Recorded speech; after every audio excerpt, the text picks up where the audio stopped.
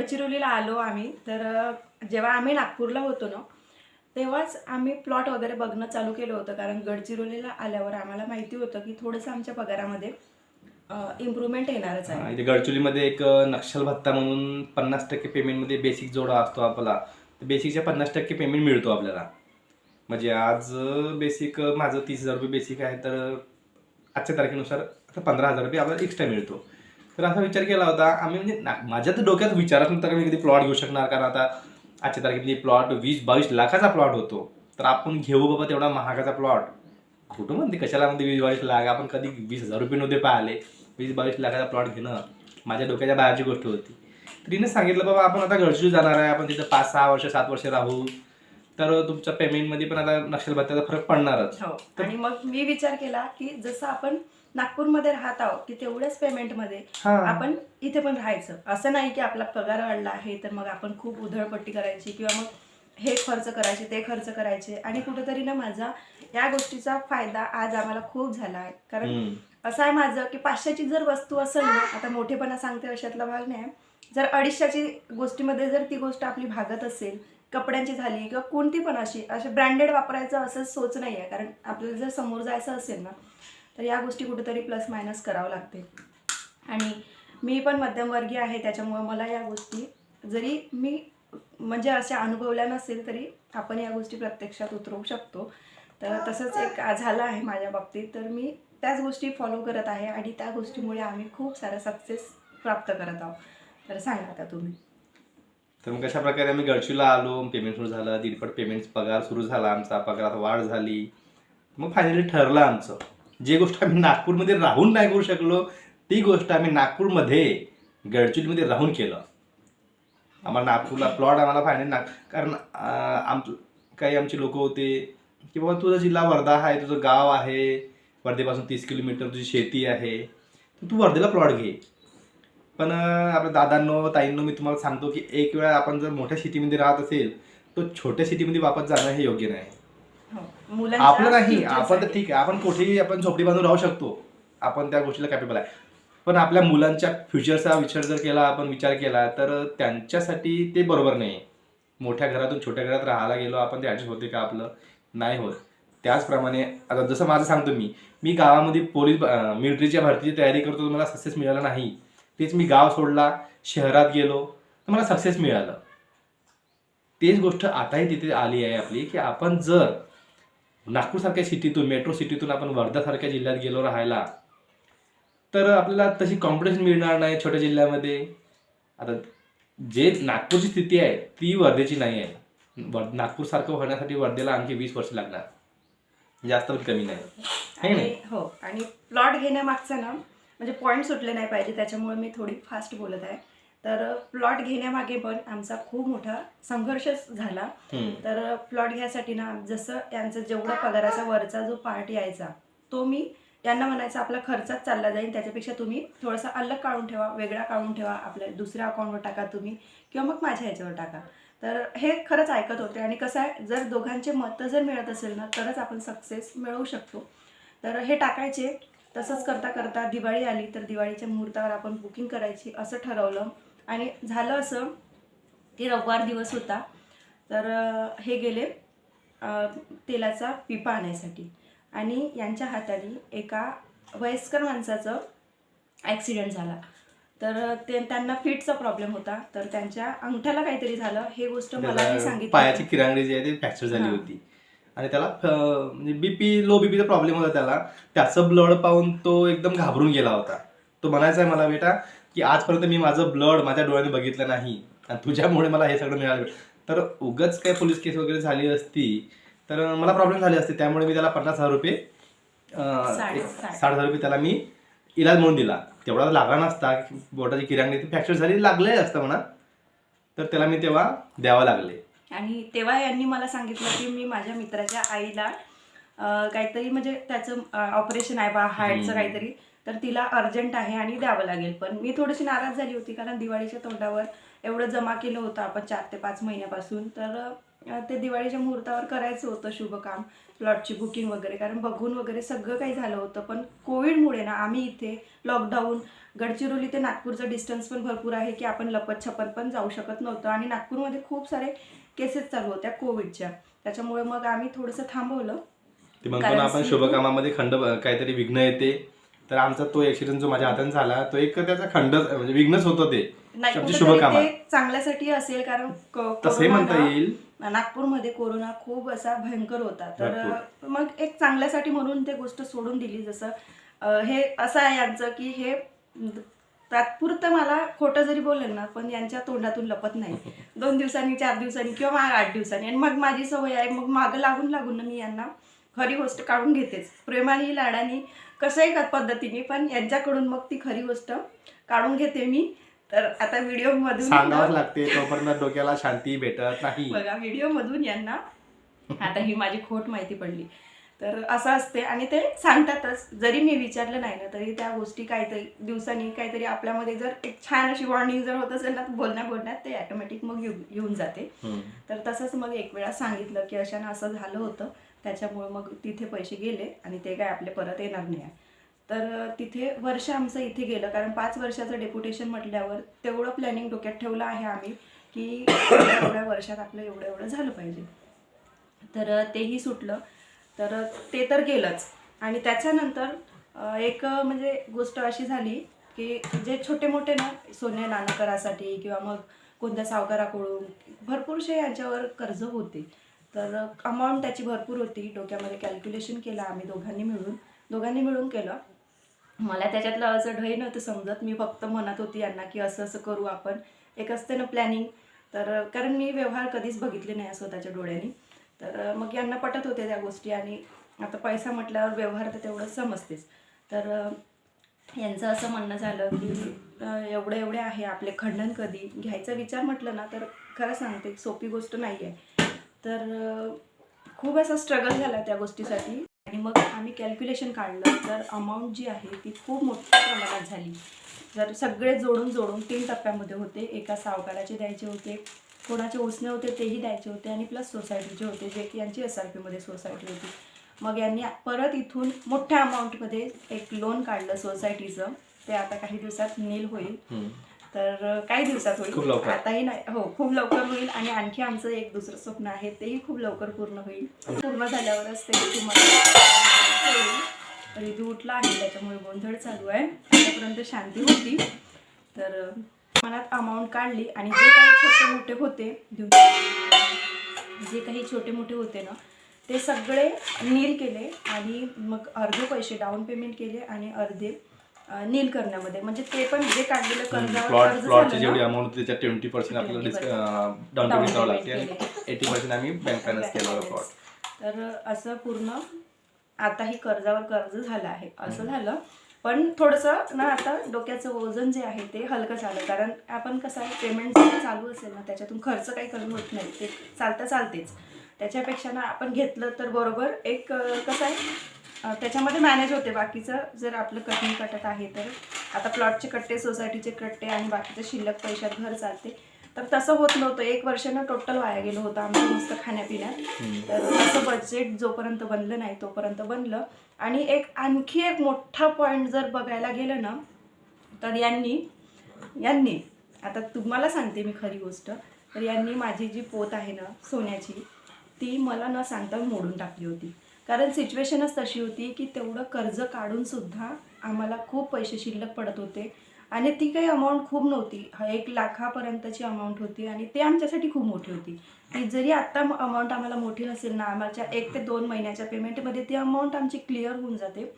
पण तेव्हा ना सुरुवातीच्या ज्या स्ट्रगल पॉईंट होता ना त्याच्यामध्ये ना ती अमाऊंट आम्हाला खूप मोठी होती. आणि त्याच्यामध्ये माझी पोत गेली. त्याच्यावरून खूप सारे स्फोट झाले घरात, खूप सारे. म्हणजे आपल्याला असते ना, एक महिन्याचा जर कोणता दागिना जर असेल ना तो आपल्याला खूप प्रिय असतो. तर त्याच्यासाठी ना मला म्हणजे असं खूप वाटायचं की मग कोणाचं लग्न असेल तर मी काय घालेल, किंवा जरी आपण विकृती जरी घालत असेल ना तरी दुसऱ्यांचं पाहून आपलं मन हे झुरतेच. पण कालांतराने असं वाटत होतं की आपली एवढी मोठी वस्तू झाली. मी एका घरातल्याच व्यक्तीला सांगितलं, आणि मग तिने मला सजेस्ट केलं की जाऊ तिने गेलं तर काही झालं नाही. तुझीच एक चांगली मोठी जात वस्तू झाली की ज्या वस्तूला खूप म्हणजे आता प्लॉट जर झाला आहे तो, तर त्या प्लॉटला तर ना थोडासा ऋतू उठलेला होता त्याच्यामुळे थोडं डिस्टर्ब झालं, तर तो विषय साईडला ठेवू आणि आपल्या जो व्हिडिओ आहे त्याला हे करू, पण कंटिन्यू करू. तर यांनी ना म्हणजे असं झालं होतं 2च तोळ्याची ती पोत होती, तर आता संध्याकाळ झाली आहे त्याच्यामुळे मुलांचाही आवाज जास्त येत आहे. तर ती 2च तोळ्याची पोत होती, त्याचा एकच तार निघाला होता. मी सहजच म्हटलं होतं यांना की फ्युचरमध्ये आपण कधीतरी याला आपलं सगळं ओके होईल तेव्हा याला रिन्यू करू, म्हणजेच आपण थोडंसं सोनं टाकून याला थोडीशी मजबूत करू, नाजूक होती त्याच्यामुळे. तर यांनी पैशाच्या कमतरतेमुळे असं झालं की न सांगताच मला ती मिटवून म्हणजे मोडूनच टाकली तो डायरेक्ट. असंही नाही की त्याला गहाण वगैरे ठेवली असं नाही झालं, तर डायरेक्ट मोडून टाकली. आणि मग त्याची जास्त अमाऊंट आली नाही, पण त्यांनी आमचं जे काही ते काम होतं ते पूर्ण झालं. तर ना आमचा जो प्लॉट आहे तो नागपूरमध्ये आहे आणि ते घेण्याच्या मागे ना इतका मोठा स्ट्रगल होता. जरी तो लोनवर आहे, किस्तवर आहे, तरी पण ना हा जो स्ट्रगल आहे ना तो खूप मोठा झाला. आणि आमच्या दोघांच्या सहमतीशिवाय ह्या गोष्टी कधीच पॉसिबल झाल्या नसत्या, हो की नाही? मी तर आधीच म्हणलं तुम्हाला, बायकोची सहमती प्रत्येक निर्णयामध्ये आवश्यक आहेच. अशा प्रकारे आम्ही डाऊन पेमेंट वगैरे केलं आणि शेवटी डेट आली होती रजिस्ट्रीसाठी. तर मी एकटाच रजिस्ट्रीला गेलो. त्यातही एक बघा, एक इम्पॉर्टंट तुम्हाला एक क्ल्यू मिळतो, मला सांगतो की बायकोची हे किती महत्वाची आहे. तर काय म्हणते, बायकोचं मत घेणं किती महत्वाचं आहे. मी रजिस्ट्रीला नागपूरला गेलो, तिथंही लास्ट टाइममध्ये रजिस्ट्रीला गेलो, नंबर लागला आमचा 5 वाजता सायंकाळी. 6 वाजेपर्यंत नॉर्मली ऑफिस राहत होतं सुरू ते. तर सगळे डॉक्युमेंट वगैरे बनले. त्यानंतर म्हणते मला आता रजिस्ट्री तोंडावर आली, आता आम्ही जायचं आणि रजिस्ट्री शिक्का व्हायचा रजिस्टरकडे. तर म्हणते की बाबा तुझा काय म्हणतो आपण, कोऑपरेटिव्हच म्हणते हां, तुमचा कोऑपरेटिव्ह म्हणजे कोण आहे. मला कोऑपरेटिव्ह कशाला पाहिजे, मला प्लॉट मला घ्यायचा आहे, माझ्या नावावर रजिस्ट्री करायची आहे. असं होत नसते म्हणे, आता नियम चेंज झाले म्हणे, तुम्हाला सहमालक पाहिजेच म्हणे, सहखरीदार पाहिजेच म्हणे. मला पैसे मी भरले आणि मला माझ्याच नावावर घ्यायचं आहे म्हटलं. तरीही म्हणे आपण तुमची बायको आहे किंवा आई आहे किंवा वडील आहे त्यांचंही नाव टाकायला लागते, म्हणजे तुम्ही मेन आहे म्हणे, तुम्ही मुख्य मला तुम्ही होणार म्हणे. आणि तुमच्या पाठीमागे हे एक उप राहते म्हणे, म्हणजे को मालकच म्हणा त्याला, आपण खरीददार म्हणतो ना, उपखरीददार. तर म्हटलं म्हणजे पत्नी राहील, मग ते आवश्यक आहे म्हणे. त्याला तुम्ही आणलं ना, ते आता गडचिरोलीला आहे, मग त्याच्याशी होणार नाही म्हणे, तुमच्या वेळेस तुम्हाला मग उद्या यावं लागेल, त्यांना घेऊनच यावं लागेल म्हणे. मला तेवढी वेळ नाही तेवढी. तर मग ही तेव्हा मध्ये प्रेग्नेंटच होती तू, हां, आणि ऋतूच्या वेळेस ही तेव्हा प्रेग्नेंट होती. तर हिला वेळेवर बोलावून घेतलं मी, हां, गडचिरोलीवरून हिला बोलवून घेतलं ट्रॅव्हल्समध्ये, मित्रांनी बसून दिलं आणि ही आली. 5:45 वाजता आली बरोबर, आणि रजिस्ट्रीचं सर्व्हरच डाऊन झालं. आणि ही आली आणि रजिस्ट्रीचं सर्व्हर डाऊन झालं. खूप म्हणजे, तर आमचं त्या दिवशी रजिस्ट्री डाऊनच गेली. आणि दुसऱ्या दिवशी झाली परत. मग खूप साऱ्या प्रोसेस होत्या, बँके थ्रू खूप साऱ्या प्रोसेस होत्या.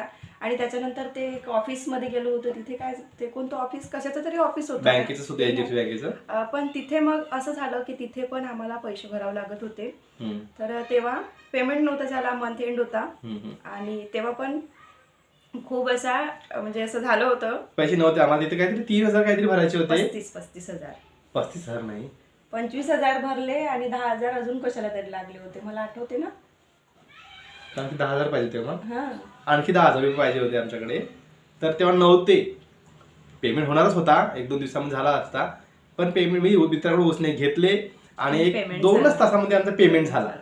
तिथे एक प्रश्न सुटला एंडला, सगळ्यात एंडला, म्हणजे जोपर्यंत पूर्णपणे होत नाही ना तोपर्यंत आम्हाला म्हणजे चांगलं काम करायला जात होती, जेव्हा एवढ्या अडचणी असते ना तेवढ्याच एक सपोर्टिव्ह पण आपल्याला एक राहते, आपलं नशीब साथ देते.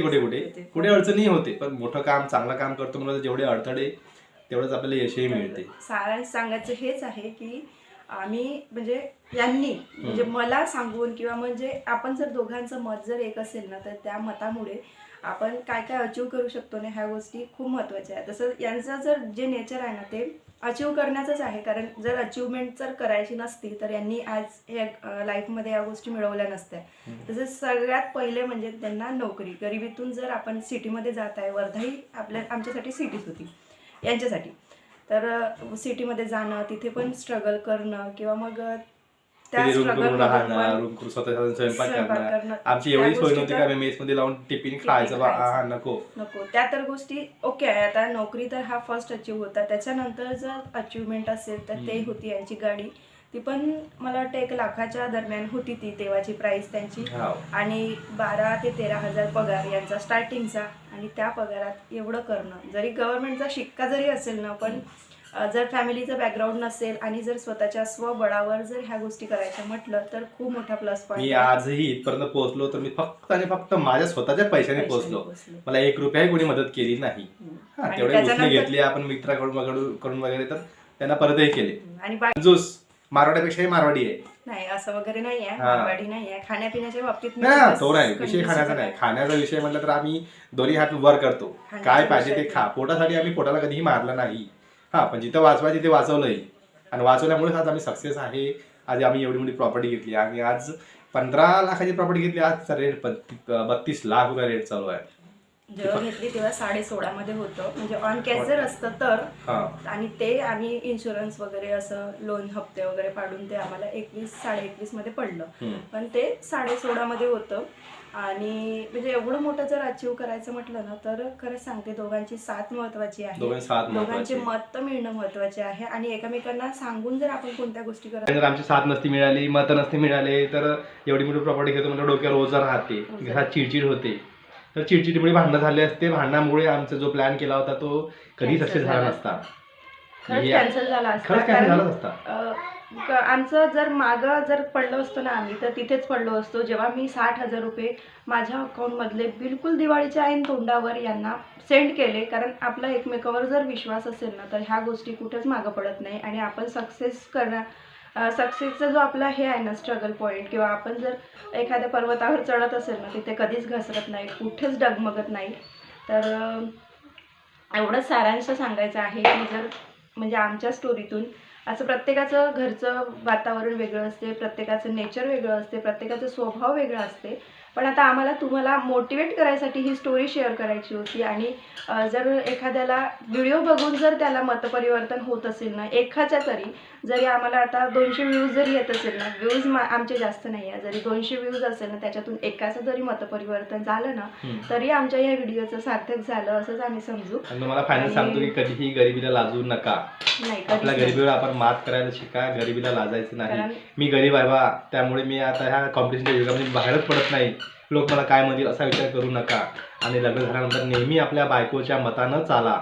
म्हणजे कोणती आपण प्रॉपर्टी घेतो, आपण काय करतो, काय नाही करत, आपण घरात काय आणायचं, काय नाही आणायचं, पोरांना कसं शिकवायचं, त्यांना काही संस्कार द्यायचे, प्रत्येक गोष्टीमध्ये आपल्या बायकोचं मत आवश्यकच आहे. व्हिडिओ पण इथेच थांबवते. पुन्हा भेटू आपण अशाच एका मोटिवेशनल व्हिडिओ सोबत. आणि डेली ब्लॉग जर तुम्ही बघत असाल तर नक्की बघा, जेणेकरून तुम्हालाही आमचे व्हिडिओ बघा, म्हणजे जे आमचे व्हिडिओ आहे त्याच्यातून काहीतरी शिकायला मिळतील.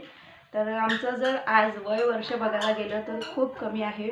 अहो 35च्या वर व्हायचे आहे आणि मी पण 30च्या वर व्हायची आहे. तरी पण आमचा सपोर्टमुळे, एकमेकांच्या साथमुळे ना आमचं खूप सक्सेसफुली लाईफ चालू आहे. कारण जेव्हा यांनी ना ग्राउंड, म्हणजे आता व्हिडिओ थांबायची वेळ आली पण सांगायचं एवढं आहे की खूप आहे. जर यांनी ग्राउंड चालू केलं ना, तेव्हा बिलकुल स्मितू जो आहे तो छोटासा होता, दिवस थंडीचे होते. तर यांचे जे कपडे आहे ना ते एवढे भरमसाठ निघत होते की यांना जे काय म्हणते त्याला, BMI मध्ये बसले पाहिजे म्हणून यांनी म्हणजे इतकं ते रोज त्यांचे कपडे तेवढे वॉश करायचे. मला ज्या या डिपार्टमेंटला यायचं होतं, SPU ला यायचं होतं, त्यासाठी आपल्याला वजन आणि आपलं हाईट याचा एक रेशो असते, बॉडी मार्क इंडेक्स म्हणून असतो. खाणं पिणं पण व्यवस्थित नियंत्रण. आम्हाला वय पाहिजे होतं 68 किंवा 70च्या अंदर पाहिजे होतं. माझं वय तेव्हा 77च्या वर जवळपास तेवढंच होतं. तर मला 3 महिन्यामध्ये मी 6 ते 7 किलो वजन कमी केलं. दीड महिन्यामध्ये. त्यासाठी मी एवढे कपडे घालायचो, म्हणजे एकदम गरमी झाली पाहिजे, जेवढा घाम निघेल तेवढं लवकर वजन कमी होतं आपलं. तर ही प्रेग्नेंट असतानाही मला खूप सपोर्ट केला. स्मितू झाला होता, स्मितू छोटा होता. एवढे कपडे निघायचे माझे, पण तिनं कधीच मला म्हटलं नाही की तुम्ही एवढे कपडे काढताय, असं नका करू, तसं नका करू. आज तिच्या मेहनतीमुळे किंवा तिच्या सपोर्टमुळे आज आम्ही वेगळ्या दुनियेमध्ये आहे असं मला हरकत नाही. आणि एकमेकांची काळजी हे करणं भागच पडते, कारण जर आपण एकमेकांची केअर नाही केली ना तर दोघांमध्ये बॉन्डिंग जी आहे ना ती राहत नाही. आणि बॉन्डिंग नसलं तर ॲटोमॅटिक तेच आहे की मग मतं जे आहे ते या स्टोरीपर्यंत जर आपल्याला सक्सेस व्हायचं असेल ना तर बॉन्डिंग नसेल तर कुठंच नाही आहे. आणि याचे जे भरपूर उदाहरणं जे आहे ना ते आमच्या जवळचे आहे, आमच्या फॅमिलीत आहे, पण आम्ही आता सध्या त्या गोष्टी शेअर करू शकत नाही. बरोबर. तेही वेळ कारण येणार तुम्हाला, तेही आम्ही शेअर सांगू. होईल कधीतरी, पण अशी वेळ कधी होऊ नये की आमचे असे जवळचे जे आहे त्यांच्या आम्ही गोष्टी इथे तुम्हाला शेअर करू. जे आमचं आहे ते नक्की शेअर करणार. Yes. सत्यशी काय सत्यशी काय बघा. जे आमचं आहे तेच आम्ही तुम्हाला नक्की शेअर करणार. तर चला भेटू आपण अशाच एका नवीन ब्लॉग सोबत. तोपर्यंत सर्वांना बाय बाय. श्री स्वामी श्री स्वामी समर्थ. समर्थ. श्री स्वामी समर्थ.